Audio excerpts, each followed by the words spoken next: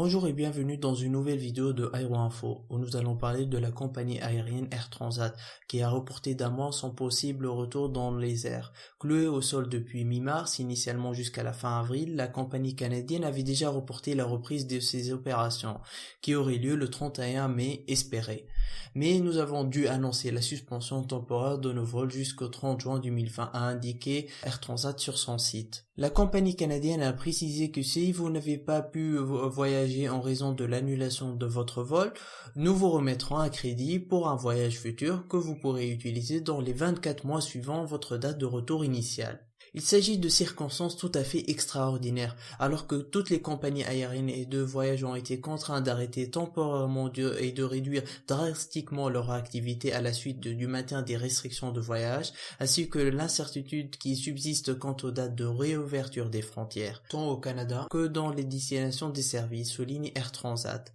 La filiale du voyage Transat AT précise dans un communiqué que dans une telle situation de force majeure et qui est bien au-delà de notre contrôle, nous estimons que le crédit valable de 24 mois offre une solution acceptable et nous sommes convaincus que nos clients pourront à nouveau voyager dans un proche avenir, une fois la crise derrière nous. Aux États-Unis aussi, le ministre des Transports a rappelé à l'ordre les compagnies aériennes après avoir reçu plus de 25 000 plaintes en avril et mai au lieu de 1500 par mois en temps normal. Il leur demande de revoir leur politique de service à la clientèle et de veiller à ce qu'on soit aussi souple et attentif que possible aux besoins des passagers confrontés à des difficultés financières pendant cette période, avant de rappeler qu'elle devait proposer des remboursements et pas seulement des avoirs pour les vols annulés ou considérablement modifiés. Et je suis tout à fait d'accord, le client est roi et les compagnies ne peuvent pas prendre en otage ses passagers jusqu'à une date indéfinie dans de telles circonstances. Donc on verra jusqu'à où nous conduirait cette crise qui persiste et qui a affecté considérablement Air Transat et pas seulement.